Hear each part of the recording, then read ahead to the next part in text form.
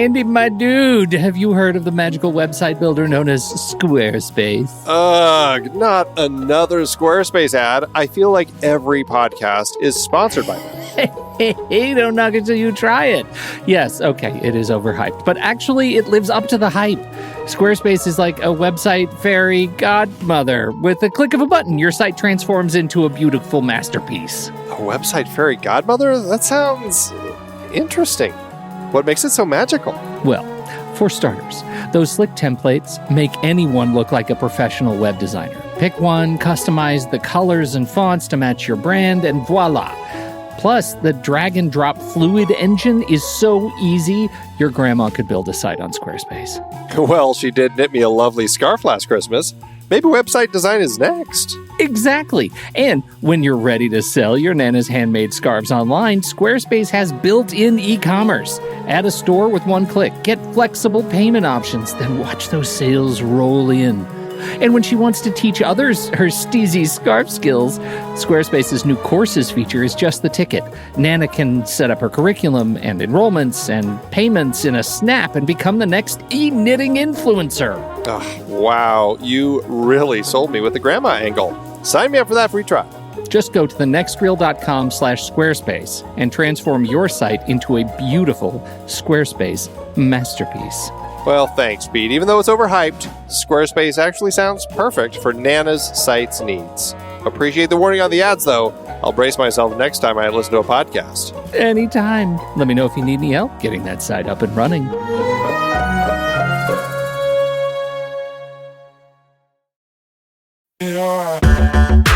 Andy, can you believe we've almost hit 700 episodes of The Next Reel?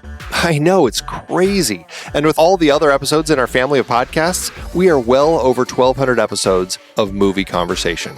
It's really pretty amazing that we've gotten to have these in-depth movie chats every week for over a decade now. And we couldn't have done it without our loyal community of film fans. Their support over the years has meant so much. For sure. That reminds me, we should give the merch store a shout out. Buying shirts from thenextreel.com/merch is a great way listeners can continue to support the show. Plus, they get to sport our great designs.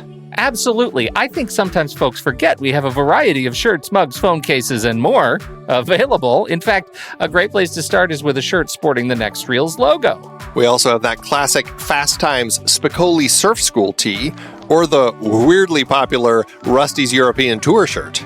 The one from National Lampoon's European Vacation. Why is that so popular? Search me, but we have sold a ridiculous number of those. I guess there are a lot of Rustys taking trips to Europe? We're always adding new designs based on movies we've covered, like our brand new design for a streetcar named Desire, featuring a streetcar named Desire. So if you want to rep your love of TNR and films, head to thenextreel.com/merch. Every purchase helps us continue to have these weekly in-depth conversations. So visit thenextreel.com/merch today. And as always, thanks for listening and being a part of the Next Reel community. We've got lots more great movie chats coming your way. I'm Pete Wright. And I'm Andy Nelson. Welcome to The Next Reel. When the movie ends, our conversation begins. In just a matter of seconds, you're going to hear a classic episode of this show from back in the day when we called ourselves Movies We Like. It took us a while to settle into the show's format, so you'll notice some differences as you listen to these episodes. For instance, it takes us a bit of time to actually get into the conversation about the movie. Things like that. But we're still proud of the conversations about the movies themselves, and we think they're worth keeping in the library. So enjoy these episodes from our back catalog. And you can become part of our Discord community, learn more about the show, and find out how you can become a supporting member at thenextreel.com. So thank you, everybody, for downloading and listening to The Next Reel. We appreciate your time and attention, and we hope you enjoy the show.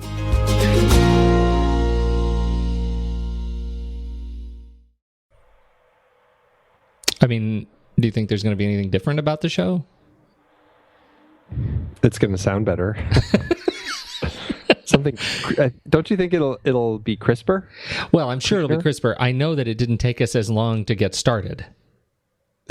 I know that the runway that we need to give the show is dramatically shorter now. Yes. So I'll leave it at that. I have some follow-up. First of all, I mentioned last week that I had seen a movie, but I couldn't remember what it was. and I took that as a sign that it probably wasn't very good. Well, I remembered what it was. It was The Maze Runner. Oh, okay. I took my daughter to see The Maze Runner. She's a big fan. She's read all the books, and so I saw The Maze Runner, and I give it a solid meh plus. Wow. It is better than Divergent. It is not as good by a long shot as Hunger Games. Certainly, Hunger Games Part 2. But it was, I had a meh good time. There was some running, there was some nice, giant maze, and some intrigue, and there was some definitely some special effects. Had you read the book too? No, not at all. That was not one that I had read. But then we talked about Gone Girl, and I have now seen that. Ah, very good. Yeah. And you had read that one. I had read that one. And I don't know what the deal was, but I had a tough time with the movie being entertained by it. I struggled with it. I found myself, I found it really, I probably need to see it again. I guarantee that my impression of the story, right, of just the actual sort of evilness of their marriage, I guarantee I'm sort of oversaturated on that story. Like, reading the book was enough, and I don't remember ever feeling this way before. Like, where reading the book was emotionally exhausted me enough that I just didn't. I feel like I didn't. I wanted to see the movie because it's a David Fincher film, and that's important. But my goodness, I found myself just tuning out. I thought it was long, and it was a slog to get through. I think it's like Sixth Sense in a way. Once you know, then you know, and I had a really hard time connecting with it. I loved the soundtrack. I absolutely loved the Reznor Finch soundtrack. It's absolutely up there with Dragon Tattoo for me, which I listen to regularly. And always love Fincher, yet I just couldn't connect with this film. Interesting. Yeah, right? I was really surprised, and I felt really sort of guilty. The whole time, I was just feeling just shame. I should like this more. I should like this more. Check my phone. What time is it? I really need to focus, Pete. Focus. You got to like this movie. It's a Fincher. You got to like this movie. He's transcendent. Make him transcendent in your head. He's not transcendent. You're bored. That's what was going on. Wow. I know. Interesting. Yeah. I didn't know the story, so I didn't have that experience because it was completely fresh for me, which was nice. She was great. Oh yeah. How did they make her gain weight? She gained weight. She did it really well. She did. You know what I mean? Like it looked great. Although I just found myself, I kept thinking, wow, she gained a lot of weight in like 5 days. Just it works better in the book. I think the whole schedule, the 5 days gone, 2 weeks gone, that whole thing works better in the book for me. I think generally, but I will say, and I think this was to your wife's point too, this was a generally very strong adaptation of the original text. Yeah. There was very little in here that I found was just not. There was one, I think, kind of bench strength character that was completely written out of the film, but in general, it was really well done.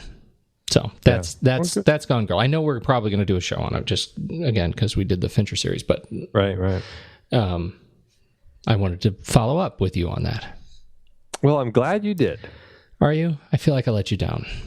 You did. I wasn't going to say it, but it's out there now. All right. Dang. Yeah. Speaking of bringing me down. What happened? What happened? It was a really kind of a last few days of just tragedy as far as deaths go. Oh man. Elizabeth Pena died. That was the one. I don't know anyone else but that. What happened since then? Well, was that just today, Misty Upham was found dead. She was the girl in August Osage County and Frozen River and Django Unchained. What? So she was How just did found she die? They found her body near a wooded area near an embankment of the White River. Oh, my goodness. Up near Seattle, yeah. That's terrible. She was so young. What was she, 30? 32, yeah. Oh, man. I know. So not much has been figured out as far as that goes. It just happened 6 hours ago. Oh, my goodness. That's the worst. I know. When you know there's foul play. And then over the weekend, two stuntmen who have been in the business for years and since retired, but Bob Orison and Gary McLarty, I can't remember how old they were, but I mean, they had been doing stunts forever, like back in the heyday. And then they were doing it all the way into the 90s. Like Bob Orison was doing stunts in the Rambo movies and Speed, Die Hard, Stargate, all those sorts of things. And Gary McLarty did like the Blues Brothers, Jurassic Park, The Terminator, Beverly Hills Cop. And that's just the more recent stuff. I mean, going back into the 60s and 70s, they were driving in their truck together, and they did a U-turn, and somebody slammed right into the side of them and killed them both. Oh, goodness. I know. That is just tragic. Yeah. They were, Gary McLarty was 74, and Bob Orison was 86. Wow. So, yeah, very sad. Wow. Well, this has been a great in memoriam segment. It is. I know. That's horrible. I think that unless you've got a good joke coming on, we need to tell the people where we're from. Yes, let's get past this and tell them, where are we from, Pete?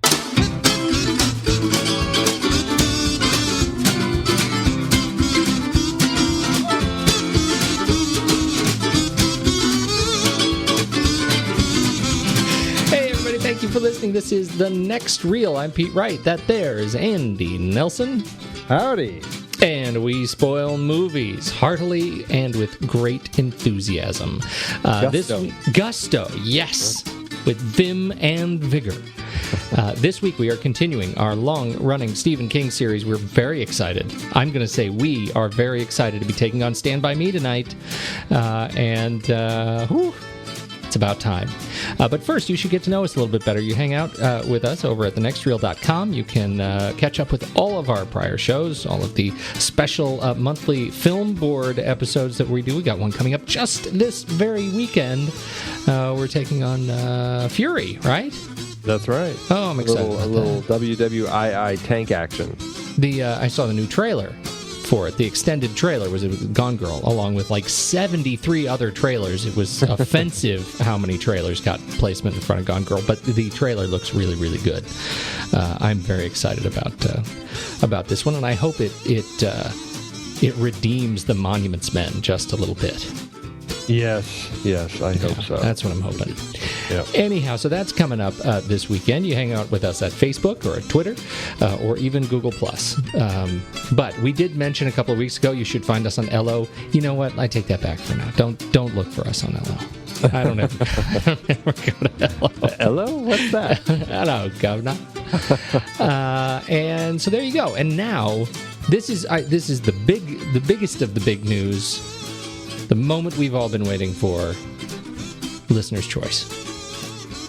Yeah, that's it. See, Vim and Vigor both showed up just now. That's the right. Listener's Choice event. We do this a couple times a year, where we do a drawing of anybody who has commented or engaged or shared their stories of film love with us in one of the various channels to reach us, and we pick a name out of a very fancy random number generator generated by the one and only Andy Nelson, and we have done just this. Yes, we have done this. Yes. And how did it shake out? Well, when I click the little magic enter button and we see who the winner is, and it looks like, there you go, we have a winner. It is Jeremy Wickett, everybody. Jeremy Wickett is this round's winner of the Listener's Choice. Jeremy Wickett. And we know Jeremy Wickett. He's from Twitter. He'd commented over on Twitter, and Excellent. Congratulations, Jeremy Wickett. We're going to reach out to you on Twitter. We're going to find you on Twitter and track you down, and we're going to connect with you, and hopefully you will join us on the show, and we will do your movie, your pick, whatever film you think we need to be talking about. We're going to talk about it. We're going to interview you, and that's very much looking forward to that. So absolutely. Congratulations. Excellent. And now, speaking of other things that people do on the internet, I have no better transition than that. How about the Instagram Guess the Movie #Pony Prize Challenge? How do we shake out this week? It was a fun week. We had some good images that got people guessing a wide variety of different movies, from The Seventh Seal and Night of the Hunter to what else were people guessing? To Kill a Mockingbird. And then come image 4, it was like almost a dead heat guessing match between Cameron L. Ryan and Soda Pop Rocker, who both guessed, it must have been within seconds of each other, that it was Ace in the Hole. They both guessed correctly, and Cameron L. Ryan scraped ahead by seconds and ended up taking it this week. So congratulations, Cameron L. Ryan. You are entered to win the Pony Prize. That's fantastic. I've never seen Ace in the Hole. What? I know. In fact, I'm not even sure I can place it. Oh, we need to add that. We need to do a series and just build a series around that movie so you can watch it. It's a great movie. Why haven't I heard of this film? It's Billy Wilder, great film noir. Kirk Douglas. I see that picture of him. Like, what is that, image 6, 7? Mm-hmm. That's Kirk Douglas. It is him. Wow. Yeah, it's fantastic. Okay, add it to the list. There you go.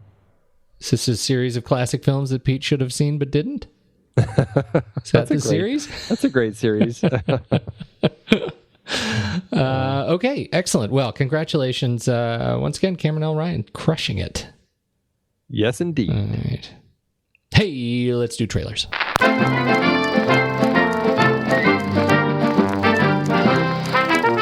I'm going to go first. Oh, well, that's right. Well played, sir. So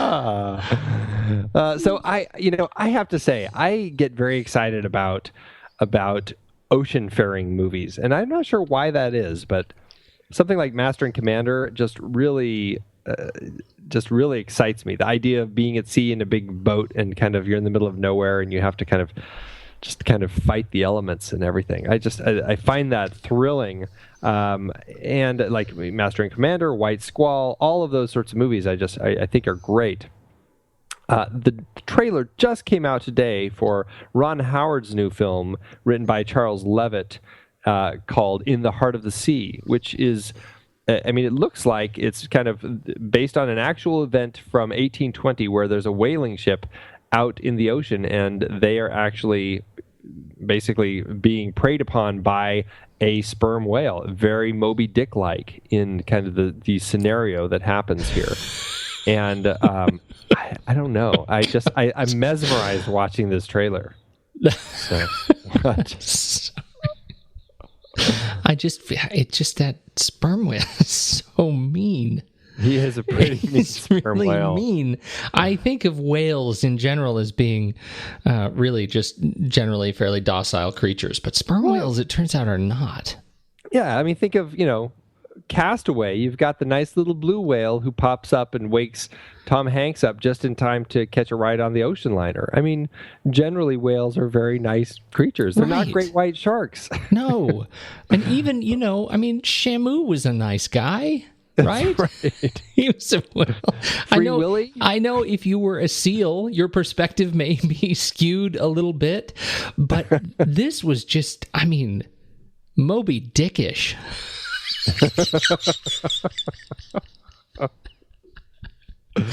Oh, yes. Yeah. It was just not right. It was He's just a nasty not right. bugger. He is a nasty little bugger. He attacked a boat. It was a boat. And it's very Jaws-like, how Jaws when they get the tanks onto him, yeah, and it starts like moving around the boat, and the ropes are like ripping pieces off the boat. That is amplified when tenfold. It's a sperm whale. When it's one, a sperm whale, and two, like a boat from 1820 was not designed to sustain that sort of damage. So, spoiler: the boat doesn't do well. Boat does not fare well in this one. So generally, you're excited about this film, then? I'm very excited about it because Chris Hemsworth is in it, Cillian Murphy. It's one of those films where it's got a lot of interesting faces. I don't recognize very many of them other than those two, and then Brendan Gleeson's voice. I don't know if it's just his voice, but it sounds like he's the one kind of telling the story. And Ben Whishaw pops up in it as Herman Melville. Which piques my curiosity because I'm curious how all of this ties into the actual story of Herman Melville writing Moby Dick. Yeah, right. But yes, it is based on a true story. So I don't know this story at all, but the trailer fascinates me. I love this idea of being out in the ocean like this, and I desperately want to see it when it opens on March 13th, 2015. Can't wait. Looking forward to it. My trailer is not about a fish. I'm going for the sentimental this week. A little bit I am. A Merry Friggin' Christmas is coming out November of 2014, just around the corner. And this is one of Robin Williams' final films. Stars Joel McHale, Lauren Graham, Clark Duke, Oliver Platt, Wendy McClendon Covey, Tim Heidecker, and here we go, Candice Bergen, my favorite, and Robin Williams. And it's sort of, I don't know what it's trying to recapture. It's a broad comedy. It's a broad family holiday comedy. It is a little bit of slapstick, a little bit of grit. If it's trying to recapture a little bit of what I love so much about National Lampoon's Christmas Vacation, not sure if it's going to take the title. It tends to skew a touch angry in the trailer, but I still found myself with a hearty chuckle every now and again. Comes from director Tristan Shapiro, who hasn't done a whole lot, but has done quite a bit of Community and Children's Hospital. These are shows that I find enormously funny. He directed 24 episodes of Community, some of my favorite episodes, in fact. So I'm very much looking forward to what Shapiro brings to this film. We'll see. What'd you think? I think it looks hilarious.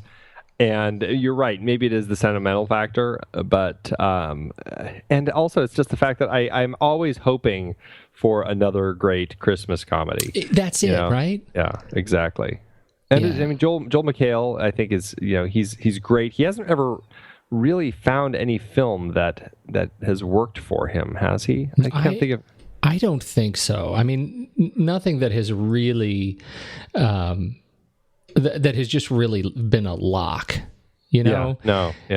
But I mean, Community certainly, I think is he's great in Community. That's a fantastic show, and I'm hoping that this is his chance to kind of break out of that mold and maybe start getting some more features. Because I mean, it looks funny. The relationship between him and Robin Williams, I think, is very. I think it can work really nicely. And I'm just hoping that it is exactly what we both want it to be. Yeah, I do too. So that's what I am. My fingers are firmly crossed that this film, Merry Friggin' Christmas, is a good kind of warm way to remember Robin Williams, frankly, and a great way to see Candice Bergen again, who I'm always entertained by. And hopefully Joel McHale and Lauren Graham, find their footing. I like Lauren Graham a lot, and I think it'd be good to see her in some more stuff. So absolutely. There you go. She was great in Bad Santa. Another great Christmas movie. There you go. I mean, that's it. So, anyhow, excited about that. So excellent. That's my trailer again, November 2014. I'm not sure what the exact date is. Yeah, I'm not either. So it's coming. Hey, Pete. Yeah? Want to go see a dead body? In all our lives, there's a fall from innocence, a time after which we are never the same. It happened in the summer of 1959, a long time ago. Oh man, wait to hear this. this? Where do you hear this? What is it, man? You guys want to go see a dead body? When the night has come and the land is dark. We interrupt to bring you an update on the search for the missing 12-year-old Ray Brower. Kid's gone. They're never going to find him. Not where they're looking. And the moon is the only light we'll see. You think Mighty Mouse could beat up Superman? Mighty Mouse is a cartoon. Superman is a real guy. No way a cartoon could beat up a real guy. Darling, stand by me. Oh, stand by me. We're going to be famous. We're going to be on every radio and TV show in the country. I still don't think we should go. If I can only have one food for the rest of my life, that's easy. Pass. Cherry flavor pass. No question about it. And I could go someplace where nobody knows me. We found him. We got dibs. We better start running, Eyeball. They got dibs. There's 4 of us, Eyeball. You just make your move. You're dead. For some, it's the last real taste of innocence. I'm never gonna get out of this town, am I, Gory? You can do anything you want, man. And the first real taste of life. This is really a good time. The most. A blast. But for everyone, it's the time that memories are made of. So darling, darling, stand by me. Oh, stand by me. Oh, stand by me. Stand by me.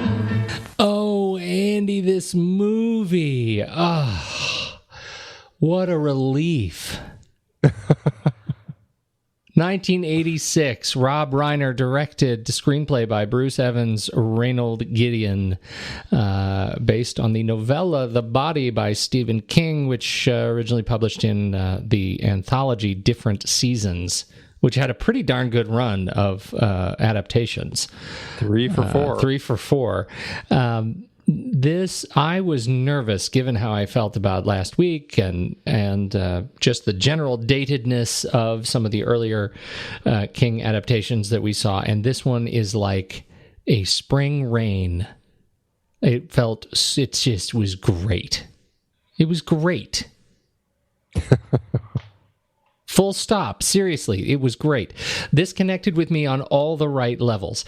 It reminded me what it meant to be a boy in a time in which it was okay to just disappear. And it was still very much okay to just disappear when I was a boy. I mean, these guys, this took place in the late 50s, but I mean, here we were growing up in the 70s and 80s, and it was still just okay to disappear into the woods and hang out and go find a body. Like those kinds of adventures were still very much okay, and this movie captured the essence of that experience for me just perfectly. How about you? I completely agree. This movie is it's just so honest, and it just feels like it captured this essence of the purity of childhood, and not just of childhood, but also of that transition out of childhood. It's kind of like that delicate place in childhood where you start going from having all of those being a kid, and then starting to kind of realize that you're growing up a little bit. And it's that realization that comes, one, out of this journey of finding this body, but two, it's kind of that last hurrah for these kids as they get ready to start junior high, knowing that they're potentially going to be taking very different tracks in school, and this great friendship that they have at this time in their life is this is kind of that last moment of it. And there's this kind of just like this nostalgia in the film, and this I don't want to call it a sense of loss, but it's definitely a sense of an end to things, and remembering those things and looking back and appreciating what you had in those times. And very much a beginning to things. Yeah, exactly. That's one of the things that I find is so wonderful about it, is sort of they all these boys end up in this sort of nostalgic space toward the end, as well as they realize that this was the great adventure for them as a group. This was the great experience of their lives together, and that this body that they did find it represented them coming to terms with their childhood and their teenhood, and that transition, that transformation that occurs between that space in a different way. And I think so much of that experience, of their translation of that experience, for me, was very much straight on the shoulders of Wil Wheaton, River Phoenix, Corey Feldman, and Jerry O'Connell. To have these four boys who so exquisitely portrayed these sort of caricatures of young, restless boyhood, I just can't imagine the unbelievable luck that Rob Reiner had in pairing these boys together. Oh, I know. I can't either. I mean, it's brilliant casting, and I mean, it's not it's not by chance that they ended up casting these kids. I mean, it obviously took work to find all of these kids and get them to develop the relationship that they needed to actually have. You're wrong. It was luck. Film. It was luck, and maybe a little astrology. That could have been. I did hear that Rob Reiner was very much into kind of his astrological signs. It worked for Reagan. And he was president. You were saying? No, but I mean, these kids, are fantastic. I mean, River Phoenix had been in a few things already. Corey Feldman had been in a few things. Wil Wheaton had been in, I think he had been in some smaller, I don't know if it was TV projects or other films, but nothing very big, and maybe some theater and stuff like that. But and then Jerry O'Connell was a complete, new find that they found just for this film. And I mean, all of them just are perfectly cast, not just as friends, but in each of the particular parts they play. Rob Reiner said that Corey Feldman was the only kid that they found who had the anger needed for a kid at that age, who could bring that honest anger out in their life because of things that had gone on in his life, and that was something that really helped, I think, bring Teddy to life in that character, and I think it works in all their cases.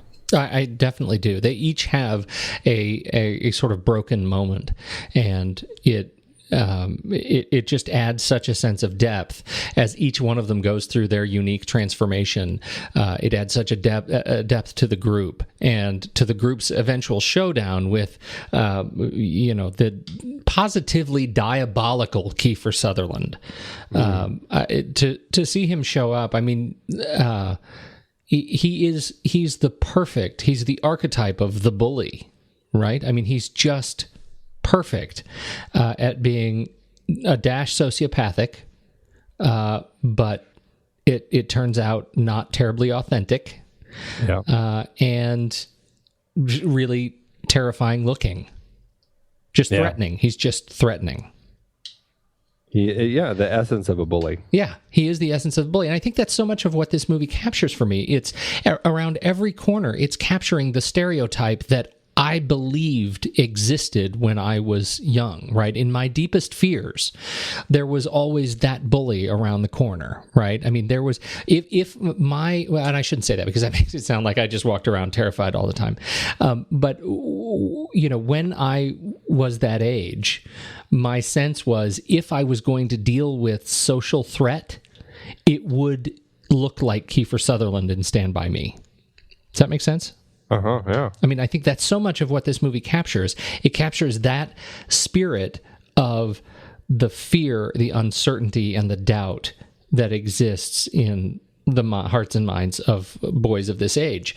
And so that makes that final showdown over the body. And it's such a weird showdown because they go on this search for the body all in an effort to retrieve it. which is so Right. strange to me. I didn't quite get why that was the thing that needed to be done. Wouldn't it be great if we go find this body and bring it home? And yet when they get there and have this showdown, they're able to stand up against this impending threat, this doom, and they do it with the nuclear option. You know, they have the gun. It is the ultimate reward of frivolous youth to end up having the key to power. And I love that. I love that turn. It like addresses all the best fantasies for me. Well, and not just that, but also the really kind of the ability to step up and take that mantle. Right.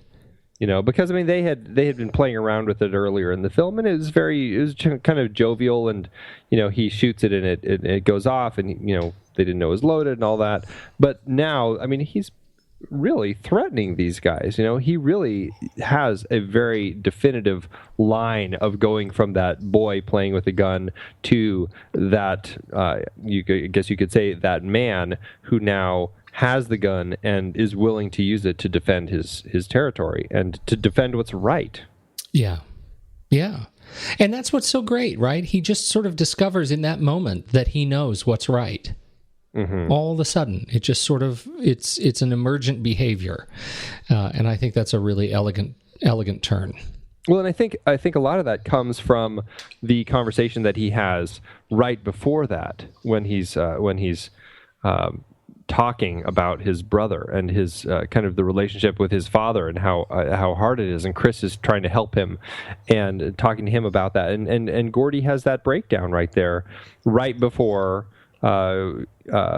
Ace and his gang all show up, and I think in that process of kind of working through his fear of not being loved by his father and his father hating him, and Chris is just like, he just doesn't know you and all of that, it's like that helps him turn that corner, and he's finally able through that moment to get past the death of his brother. Yeah, his brother. That was a surprise to me. I'd forgotten Denny was played by oh goodness, what's his name? John Cusack. I had forgotten that he was played by John Cusack. Yeah, it always surprises me too. I always forget that, and you know, that was one of those casting choices that he had been in a film with Rob Reiner just a few years before, The Sure Thing, and when Rob Reiner, it was actually his previous film, and Rob was looking for that face that could just come in and lend that presence that was kind of that unforgettable, lovable presence, even in just those 2 or 3 scenes. And I thought John was perfect for the role. He was perfect. It was a little bit of a homecoming. Yes. The film takes place, as we said, in 1959 over a Labor Day weekend. The Labor Day films. I know. We could do a whole series on those now. Truly, they go in the holiday series now. That's right. So the should we talk a little bit about the background of these boys? I mean, is that worth it to you, or do you feel like we've done that enough? Well, I mean, I don't know. I guess if it's in context, I mean, I don't think I specifically need to, but.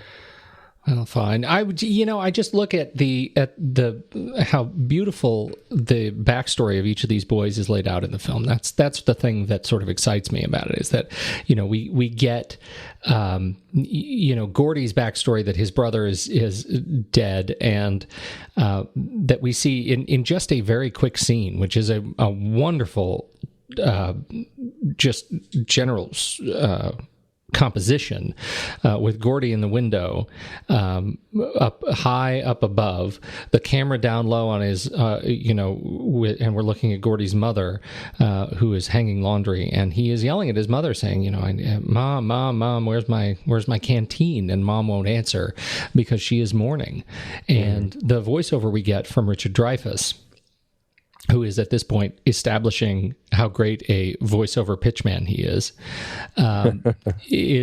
telling us that this is where his mother and stepfather fell apart as a result of the death of Denny, and it's really that scene that establishes Gordon's weakness ultimately, which we don't see pay off until he's sitting on the log at the very end of the film. But you can feel that pressure, his walk through the swamp, the walk through on the tracks. You just feel him sort of seething, and I found that very effective. Yeah, that's great. I thought it was his dad. I didn't think it was a stepdad. I thought it was his dad and mom. Really? Maybe that was. I'm not sure where I could have sworn I hear Dreyfuss's voice, saying stepdad, but I may have misheard that. No, I think it's just his dad. It's his dad. Yeah. Okay, and then Teddy, the other one that I think is, we get a beautiful sense of where Teddy comes from through a physical manifestation. I mean, there are a few words about how his father is mentally unstable, but those words are not nearly as powerful as his ear. Yeah. Which his father held to the stove, and so he's got a scarred ear. I don't know. I think it's pretty powerful when the junk man is going loony, loony, loony. Yeah, you're right. Yeah. I mean, there's nothing more painful than an adult being so derisive about something like that to a child about their parent. Yeah. And that's a good point. It's really, it's kind of shocking for me to see that behavior, but I know that it can be out there.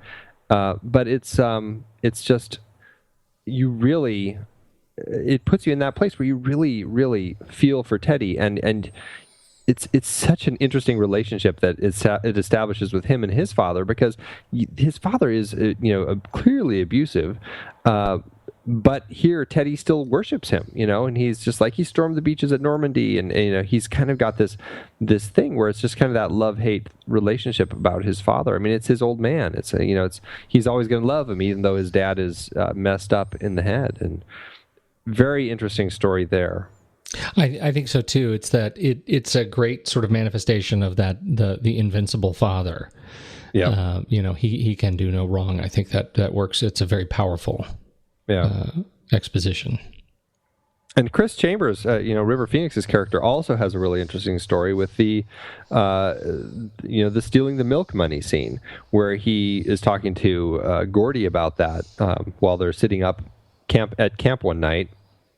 And that scene is incredibly powerful, and the emotion that comes out of River Phoenix as he is acting this scene, telling the story about how, yes, he took the milk money, but he gave it back, but the teacher proceeded to steal the money that he was supposed to give back and bought a new skirt with it, and continued to blame Chris because he is the sort of kid that everyone is going to assume did the wrong thing. Yeah, that was very strong. And it's this really powerful story that that story really caught me up this time. I had forgotten about that story, and it was I don't know. There's something about that honest emotion that River Phoenix was always so good at putting out there that really really just tugged at my heartstrings watching that scene this time. Yeah, that was another one that nostalgia really hit home. Just watching River Phoenix in this film was pleasant memories. Right. Of this guy's work. Talk a little bit about the script, though. From your perspective, as you teach this stuff, when you think about this film is different than obviously a lot of the films that we've talked about in Stephen King's series already. We don't have any of the supernatural horror. We don't even have a whole lot of. It's not even a thriller, right? Most of this film is walking and talking and exploring the world of what it means to be a boy, and yet. Miraculously, even through the exposition, even through the wrestling in the water and these little snippets of quote action, I still find myself really compelled, and I find the script really sort of moves me through this story very effectively. Talk a little bit about Reynold Gideon and Bruce Evans and how the architecture of the script really plays for you. Well, yeah, I mean, a lot of it, I think, comes from just this semi-autobiographical fictional story that Stephen King wrote. It's the nature of the story is kind of this journey story about these kids going on this journey, and stories about boys going on a journey are just a great way to kind of show these rites of passage that they have to go through. And because of that, in any journey film, it always ends up being kind of, A leads to B. It's a very linear sort of film because it's a journey. It's like you're following the trail with them. And I think just the way that they found the strength in the story, well, I think there's a few key things. The big one is, I think, finding the right character to focus on, and I don't know if it was the two writers, Reynold Gideon and Bruce Evans, or when Rob Reiner came in and actually did some rewrites on it himself. But in the novel or the novella, Chris Chambers is really the protagonist, the main character of the story. And it's kind of seen through Gordy's eyes. He's kind of the onlooker, just kind of watching the story unfold. Like at the end, Chris is the one who holds the gun up at Ace and all that. It was very smart on all of the parts of the people who were involved in the writing to just kind of tap into this idea that this story is about Gordy, and it's kind of this growth for Gordy, and they kind of changed some of those elements throughout the original novella and brought them around to Gordy to make it a story about him. And I think that was a big strength that those both Gideon and Evans, along with Reiner, all tapped into to make this journey that much more important for us, the viewer, especially, as I said earlier, this is a story where these boys are at this point in life where they're about to go into junior high and split up, really. Teddy and Vern, both, as I think Chris says, are likely going to go off to taking all the shop classes and all that. Chris is likely to go that route as well. And Gordy is the one who's going to kind of break free. He's the smart one. He's the one who's going to end up doing something with his life, becoming a writer. And by making him the protagonist of the story, it gives this better sense of growth and kind of that nostalgia in the story. And by creating this journey film, this story, they were able to use all the different elements throughout to continue growing all the different characters. And you've got the junkyard scene that I already talked about, and just even the interactions that they have along the way, like when Gordy has to go into the store to buy their food, and ends up kind of having that little conversation with the man behind the counter who is talking to him about his brother. And so we get more of that story about his brother and how people relate to him through his brother. And they don't see him as who he is. They just see him as, oh, you're Denny's brother. And then you've got the great race across the train bridge. You've got the leeches. You've got the actual the campfire scene. The scene with the deer is another beautiful one that's just very touching. And there's constant growth and evolution of these characters as they move through this point in their lives where they are changing and leaving things behind and opening new doors. And I think it's a powerful script because of that. I think so too. I think that's it gets back to that sense of it's a funny comparison, but I kept thinking of The Princess Bride as I was watching this movie, and just one sequence after another that drives us toward an inevitable end of the adventure, and to see what they learn and about themselves and about each other, and you look at things like specifically to the script, the use of language. I mean, it's a foul-mouthed film, but in so many ways that was one of the most legitimate pieces of the film for me, right? I mean, they hit this age where when there are no adults around, they're exploring every way that it means to grow up, and they do it by smoking cigarettes, and they do it by swearing constantly to one another, and they do it by taking turns, really bullying one another. Every one of them takes a turn being the bully and being bullied as they go through this process of testing the emotional boundaries of their friendships and what they can get away with saying to one another. And then by transition, supporting one another in times of difficulty and what it means to be a support.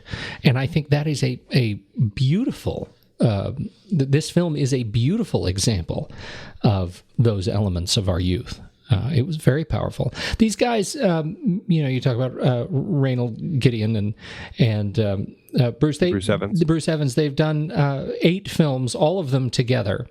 Right. A Man, a Woman, and a Bank, Starman, Stand By Me, Made in Heaven, Cuffs, Cutthroat Island. I know that's high on your list. Jungle to Jungle, and Mr. Brooks. More recently, they took quite a hiatus between 1997 and 2007 for Mr. Brooks, and nothing since in terms of screenplay or script work. I don't know what it is about their writing, but in this case, Stand By Me, to me, really stands out.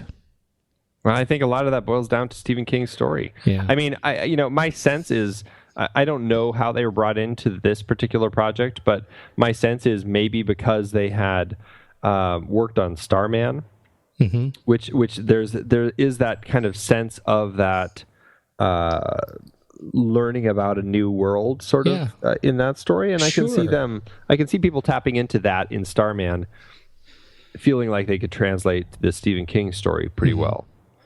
Do you remember the original King story well? I mean, you made reference to it a couple of times. I don't remember it very well. The movie has supplanted the book for me, or the novella. I really enjoyed all the stories in different seasons, and this one it really feels. My recollection of it is it felt very much like what I see in the movie, and I don't know if this is because it's been too much time between the two, but they feel very much the same to me. The one thing, I want to read the very first paragraph of the book, though, because there's something about it that I think hits on part of the essence of telling a story like this, and creating that idea of the nostalgia and how precious these things are. And I think it actually plays out well in the film, in that moment where Gordy is sitting on the tracks and the deer comes by, and he talks about how he was going to tell the guys, but then he decided to not. And, this was the first time that he'd ever kind of told anybody about it. So this is the first paragraph of the book. The most important things are the hardest things to say. They are the things you get ashamed of because words diminish them. Words shrink things that seemed limitless when they were in your head to no more than living size when they're brought out. But it's more than that, isn't it? The most important things lie too close to wherever your secret heart is buried, like landmarks to a treasure your enemies would love to steal away. And you may make revelations that cost you dearly, only to have people look at you in a funny way, not understanding what you've said at all, or why you thought it was so important that you almost cried while you were saying it. That's the worst, I think, when the secret stays locked within, not for want of a teller, but for want of an understanding ear. And that's beautiful. What's the context of that? It's the setup for this story. Yeah. That's the very first paragraph. And then the next sentence for you, like, why does that hit you so hard? It's because that is a reflection of reflecting on those moments in your childhood and how important all of those moments were to you and why you did the things you did and what they mean to you now, what they meant to you then, the people that you hung out with, just everything that you have in your head of all of those memories, and how it's really kind of hard. These things are really delicate, and it's like, how do you get across to somebody else who didn't experience any of that the importance that it has to you? And I think that's one of the reasons why Gordy may not say anything to his friends about seeing that deer, because it's just one of those precious moments that for him there was more meaning to it than could ever be there for any of them. And once he kind of tells them about it, and they go, "Oh, that's cool," or whatever, and they joke about it, or will bring up stories about how their dad shot a deer and all that, whatever, they went hunting. Then all of a sudden the whole thing becomes diminished, and all that meaning that he has in that moment is gone. And to me, it's like it's telling this story. It's like Stephen King deliberately starts this story with this because I think because there's some autobiographical elements of his life in this story, and he's putting it out there. And I think that he's doing it in a way where he wants to not diminish it. And as a storyteller, I think he's finding ways to create a story about it that kind of gives it more and maybe protects some of the elements that are his own that he hasn't let out, But the biggest thing for me is just how those elements, those parts of your memory mean so much to you, even if you can't ever express that to somebody else. And I mean, that's what the film, I think, is largely about, those memories. Yeah, I absolutely agree. And I like the way you put that. I mean, it's this idea of discerning. And I think through these boys discovering how to discern what is too precious to share. Yeah. And that ends up being a really beautiful movement. Let's talk about Rob Reiner. Yeah, he's a director who has had a career that sometimes works. I don't know. Come on. I would say that Rob Reiner's movies were great in the 80s and into the 90s. When did they go south for you? I think his films went south for me. Let's see. I haven't seen The Story of Us. Is that what it was? Well, yeah, I didn't even bother with that one. I think it's. I would say The American President is the last one that he made that I thought was good. The American President was the last one he made that was good. Yeah. I mean, I haven't seen all of them since. But in the beginning, Spinal Tap. I mean, The Sure Thing. I don't know if I'd put that on the list because you weren't a fan of Ghosts of Mississippi. No, I didn't like that one at all. I found it. I don't know. Just it didn't work well for me. I think I'm more attracted to that film just because because of my trip to Mississippi, and we did the whole Medgar Evers thing, and it's a pretty powerful story, and I think that's one of the reasons I may give that movie more of a pass than you. To me, and I think the story is very powerful. It just felt very. It felt like a Hollywoodized version of it. Oh, no doubt. Yeah, no doubt. But I mean, Spinal Tap, Stand By Me, Princess Bride, When Harry Met Sally, Misery, A Few Good Men, and The American President. Then we get into some films. I think maybe you're right. We get into some films. Rumor has it, The Bucket List, Flipped, The Magic of Belle Isle, and so it goes. Movies I don't connect with. Yeah. And so it goes. What happened there? I don't know. And so it goes. Yeah. Tough one. Anyway, I see your point, but there's a piece about his work leading up to that, I would say then, where you look at, and maybe this is why I have such a connection between The Princess Bride and Stand By Me. They're made right after, one another.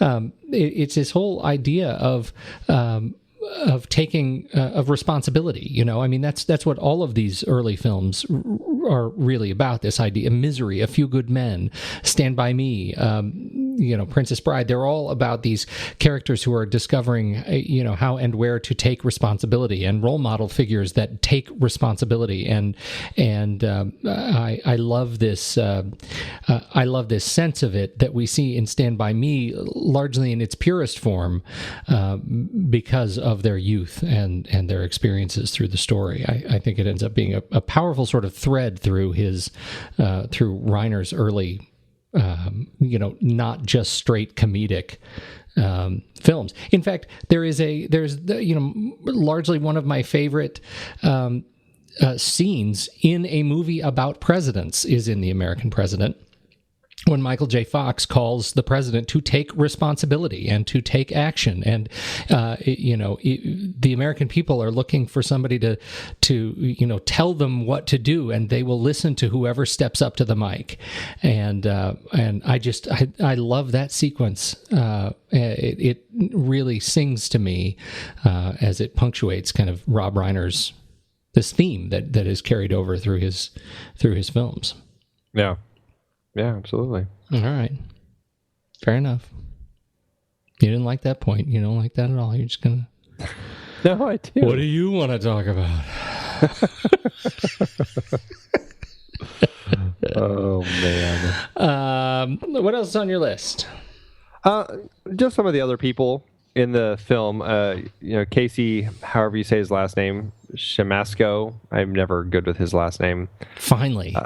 I was hoping you'd say it. I didn't want to have. I would screw it up. Are you kidding? I think it's Siemaszko or something like that. Siemaszko.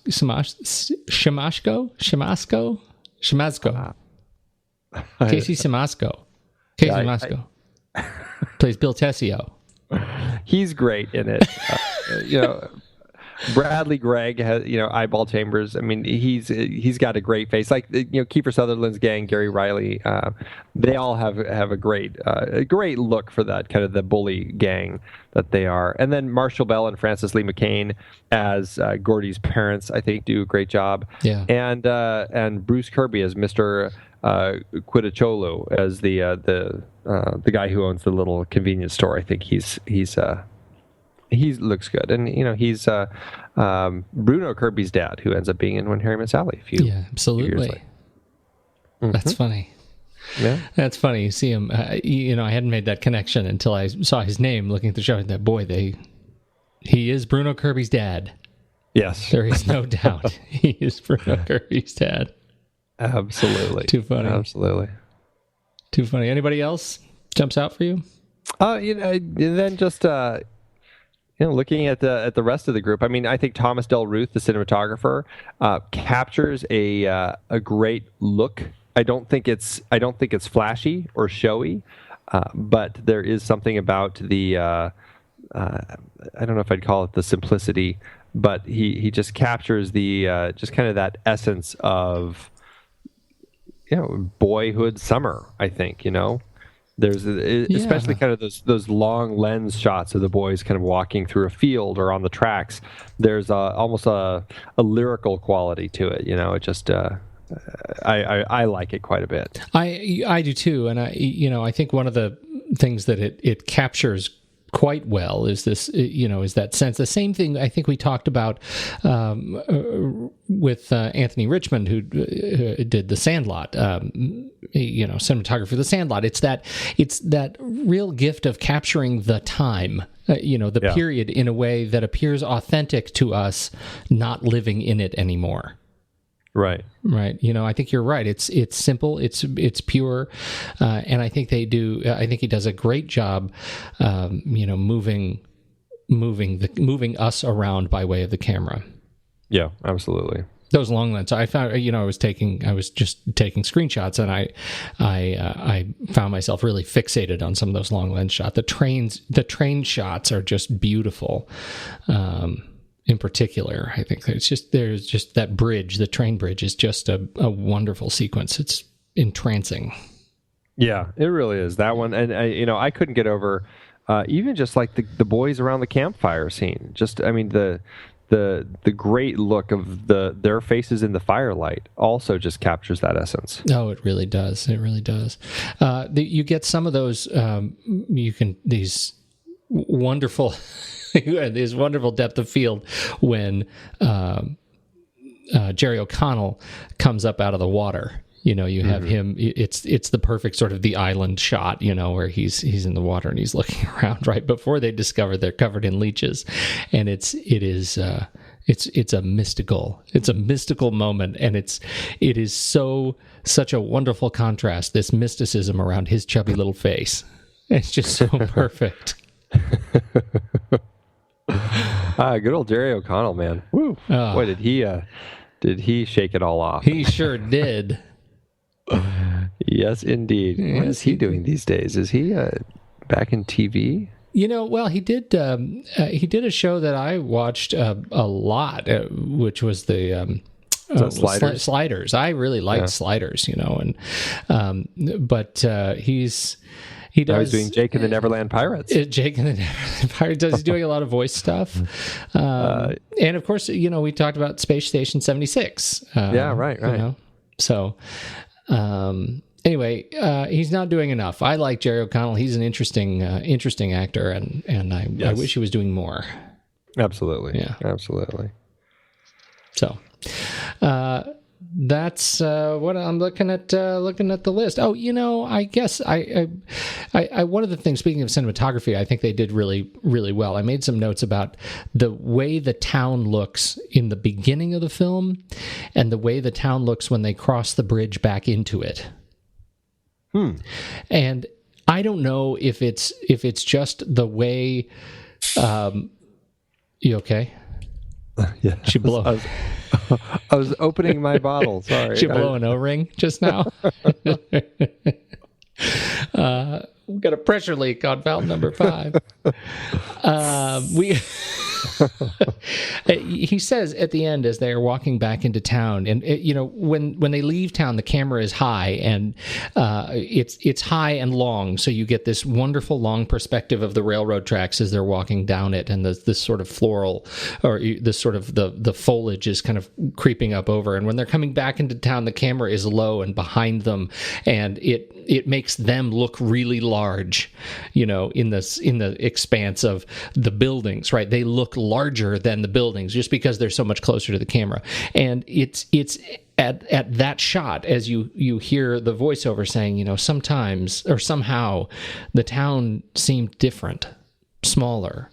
And then they go through the litany of what happens next to each other. Dreyfuss is talking about it. He says, they're just become 2 more faces in the halls. It happens sometimes. And that sequence of saying goodbye is one that I think is a perfect match between the script and the visuals, in a sense of giving us a sense of scope. Of scope of space. And it's a great contrast over the course of the hour and a half or whatever the film is, that you get to see them shrink the town as a result of this experience together, and they do it with the camera. It's just a beautiful example of that, I think. Yeah, and smart filmmaking and but simple filmmaking. Yeah, very simple. I think that's the word, right? It's just very simple. It's a simple movement that changes the dynamic of the scene. Yeah. Really well done. Absolutely. Shall we talk numbers? I've got 2 last things. Of course you do. Of course I do. We need some sort of a bell. Is that the all finished bell? Yeah. All right. What are your 2 last things? This film, as we've talked about with Stephen King before, takes place in Castle Rock, although it's Oregon in this story, not Maine. I have another footnote. Footnote. Go ahead. Okay. Well, Castle Rock. This is where Rob Reiner, after this, created his company, Castle Rock Films, and ended up using that as his company for the remainder of his career. The other note is, as with many of Stephen King's stories, there are all of those little connections in the books. And Ace Merrill, Kiefer Sutherland's character, he ends up reappearing in Needful Things, which I haven't read Needful Things, nor have I seen the film. Although I guess he's not in the film, but he is in the book. There's also the dog Chopper. They talk about the comparison of him with Cujo. And the characters in the book are familiar with Shawshank Prison, where, from Shawshank Redemption, of course. And Teddy, Corey Feldman's character, is actually in Stephen King's first book, Carrie. When Carrie destroys the gas station, Teddy had actually worked at that gas station at one point in time. So it's an interesting kind of way that Stephen King is always finding opportunities to blend his world in all of his different stories together. Now, it's what's funny about that the Castle Rock. It's in Maine. It's a fake city, right?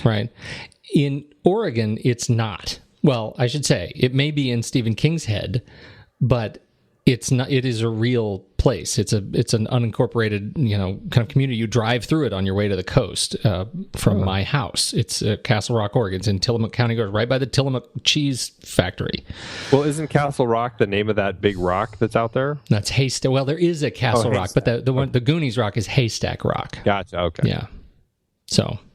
Anyway, so I find that interesting that this is the one that you can make a plausible case that it exists. Like this is the one that he may likely have been thinking of. Right. So I did have one more thing, and it's not even anecdotal. I just want your opinion on it. Okay. I really like the pie eating contest, and we didn't talk about that at all. Right. It's like you're going along with this film, and halfway through the film, the boys are on they're telling campfire stories, and here we are in a Stephen King book, right? And the campfire story is not even a horror story. It's a hysterical story of vomit vengeance. What did you think of it? It sort of changes the tone. Funny. It does. It has a very almost Mark Twain vibe to it. That's perfect. Strikes me. And I don't know. It just I like it. I did read some reviews, and one of them was just like, well, if these are the stories that Gordy LaChance is going to be telling as a storyteller, maybe he'd be better off taking a shop class.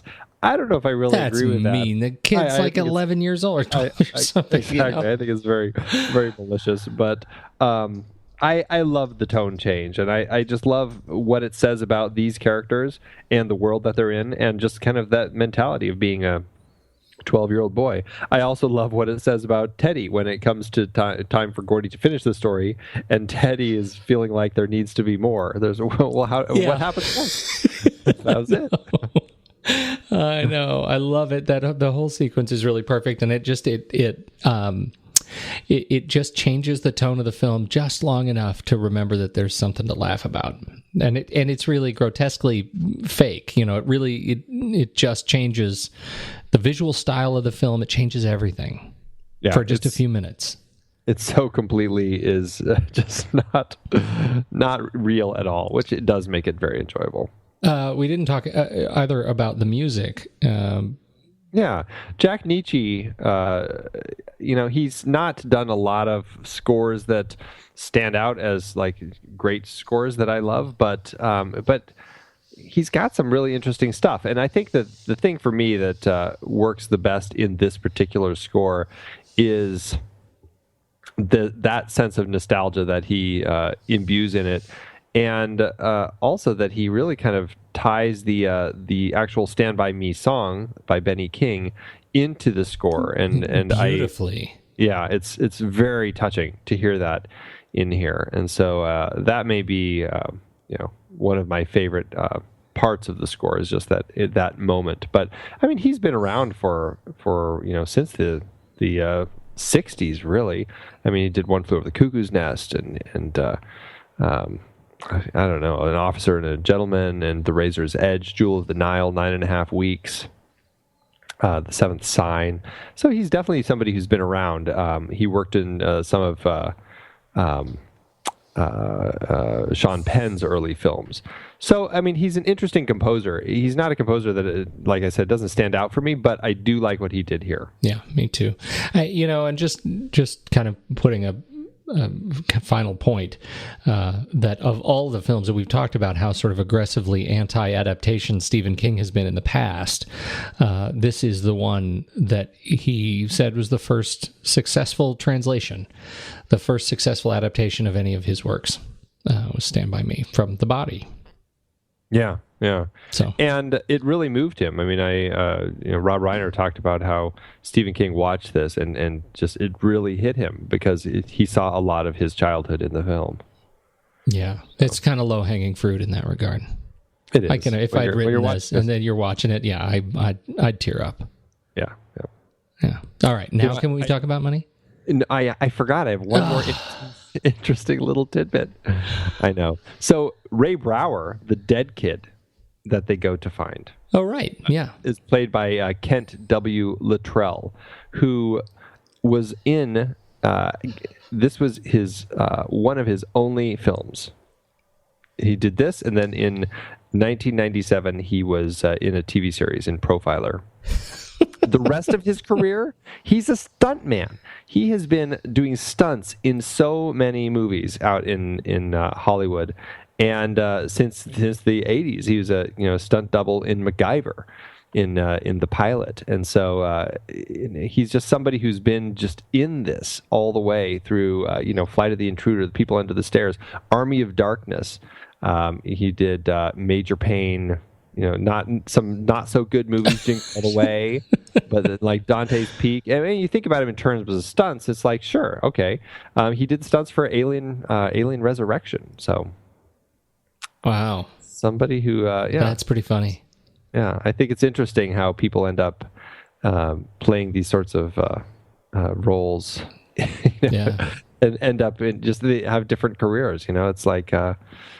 It's like Short Round from Temple of Doom, who also ended up going into the stunt world. Well, he did. He played a great body. Yes, he did. He does a good job as Dead Kid Ray Brower. Yeah. Now can we talk about money?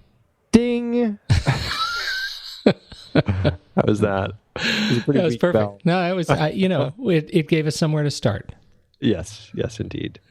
Stand By Me did well for itself. Of all the Stephen King films that we've talked about, it has done the best, actually. It ended up costing about $8 million to make. Adjusted for today's dollars would be about $17 million. So still, relatively low budget film. It ended up making domestically just over $52 million. So definitely a hefty chunk of change. I couldn't find anything internationally, but with that $52 million means that it made an adjusted profit per finished minute of just over $1 million. Wow. Nice round number. Yeah. It did pretty well for itself. Well done. Well done. I think we should rank it. Let's do it. All right, head over to flickchart.com/thenextreel, and you can see all the films that we have ranked over the years that we've been doing this thing, and see if our stack rankings line up with your stack rankings, and then they can be stack ranking besties. I think that's an official Flickchart term. Hey, words don't become words until you commit. That's right. Said Oxford. English Dictionary. John Oxford. You were saying? All right, you ready? Yes. All right, Stand By Me or Carrie? Stand By Me. Great way to kick off. All right, yes, Stand By Me. All right, Stand By Me or For a Few Dollars More? Oh, wow. I'm doing Stand By Me. Yeah. Stand By Me or The Shining? Stand By Me. I'll do Stand By Me, yeah. Stand By Me or Time Bandits? Stand By Me. Interesting stories about childhood. Yeah. Yeah, I think I would do Stand By Me. Stand By Me or Alien? Ooh, I would do Alien. I would too. Stand By Me or Raiders of the Lost Ark? Raiders of the Lost Ark. Absolutely. Stand By Me or All the President's Men? All the President's Men.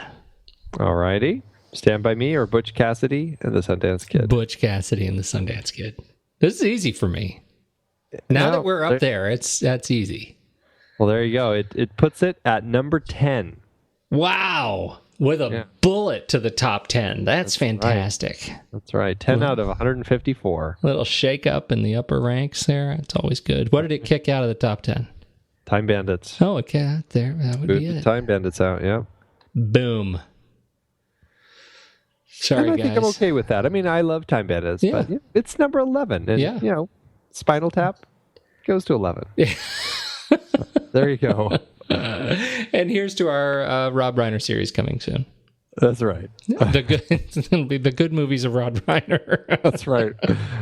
We've done a few already, so at least we're partway done. Where do we go from here?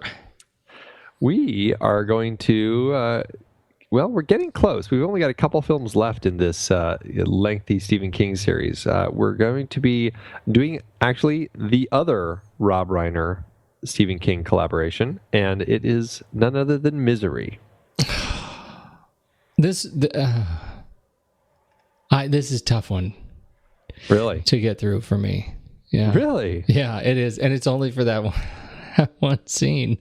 Oh, it's probably the hobbling is. It stands out to me, and I have been thinking about it since we started the series, knowing eventually we'd get there. That of all of the horrible things we've seen happen, from the flaming demon cars to the thing under the stairs, it's when he gets hobbled that it stands out as some of the most horrifying Stephen King stuff.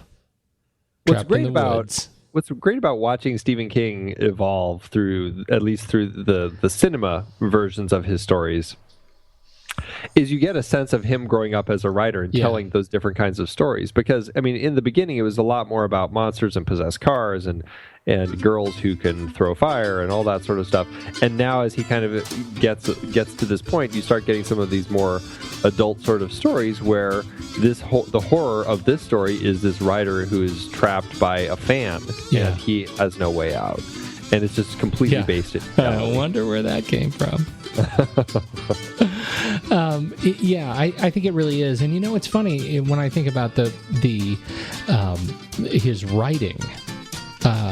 Stand By Me, the body, and again, I don't really remember it so much, but the movie stands out in the same sort of parallel that his book on writing does to me, which I found was, and this is obviously was a nonfiction book talking about his work as a writer and his process as a writer and what the accident, when he was hit by a car, did to him as a writer and his struggle. And it was some of the best of his writing period for me.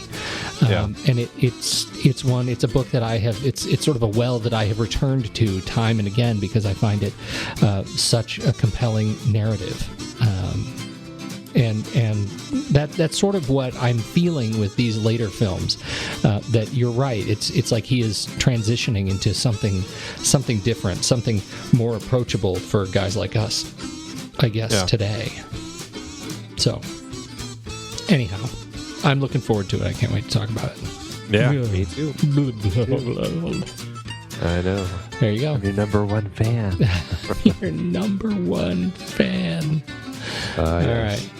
Well, I look forward to it. Thank you, sir. I think with that, I am going to go to bed. All right. I'm going to go eat some pie.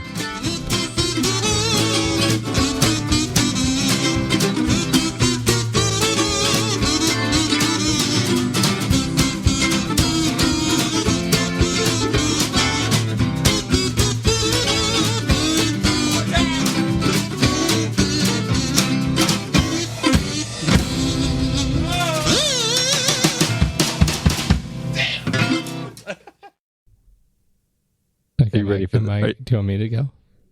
Are you ready for I'm going to go. Are you ready for this one? Yeah. This is a 2-star. Okay. It is one of the most boring film I've seen by Stephen King. There is nothing horrible inside. I think that most of the watchers, which find this film great, are very young. I love Stephen's psycho thrillers, but this film hasn't got something, which makes me anxious. It's more of an adventure film for children. To sum up, Stephen King top, Stand By Me flop.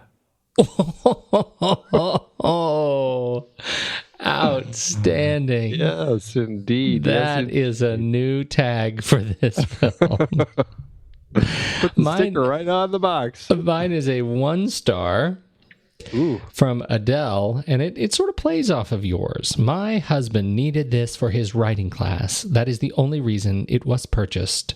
I would never, ever allow any children to watch this movie or even listen to it. Hollywood and the child actors seem to ruin these young actors with filth like this. This will never be watched by any children, teenagers, or even adults in my home. It is just that horrible. I was shocked to hear their mouths and see the characters in action. It is an insult to those who have and hold morals. Wow. Shocked. Do you think she put soap in her own mouth when she wrote that? And ears, apparently. And all of the ears and mouths of children, teenagers, and adults in her home.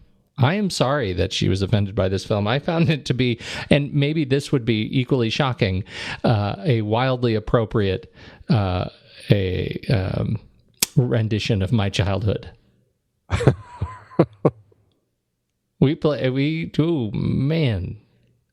Swore like sailors. Filthy. I was not in the swearing camp as a child, but certainly in the adventures, and so the risk taking, and that's You missed out. No wonder you swear like a sailor today.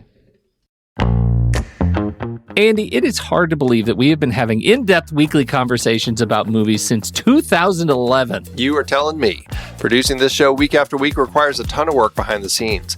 If you'd like to help support our efforts, one easy way is by using our Originals page when shopping for books and movies that we've covered. Just visit thenextreel.com/originals. Your purchases made through our links give us a small commission at no extra cost to you and allow us to keep having these great discussions. I love The Next Reel Season 4. Do you know why? I don't. Why? Because we got to talk about my favorite movie, Terry Gilliam's Brazil. That's not even an adaptation. No, but it was such a great part of our great Terry Gilliam series, and a few others in that series were adaptations, like The Adventures of Baron Munchausen, adapted from Raspi's stories, and La Jetée, which inspired 12 Monkeys. Oh, right. And for our Man with No Name trilogy, we saw how Sergio Leone's A Fistful of Dollars was basically stolen from Kurosawa's Yojimbo. We added Labor Day to our Jason Reitman series, adapted from Joyce Maynard's novel. Oof, there's one we'll always regret. Our big Stephen King series covered adaptations like The Shining, Cujo, Christine, and Stand By Me, great horror and coming-of-age tales. Another Coen Brothers adaptation, too. We got to talk about how they turned Homer's The Odyssey into Oh, Brother, Where Art Thou? For our holiday series, we did The Bishop's Wife and The Poseidon Adventure. And who could forget seeing Alec Guinness in the adaptation of Kind Hearts and Coronets during our series dedicated to him. We really need to do more of his films. Truly. We had our first film noir series with classics like Double Indemnity, Detour, and Out of the Past. And our black and white cinematography of James Wong Howe series with The Thin Man, Sweet Smell of Success, Seconds, and King's Row. So many adaptations. Oh, you're not kidding. Dive deeper into these originals and more at thenextreel.com/originals. Every book you buy helps support our show. Get the full list at thenextreel.com/originals and start reading today.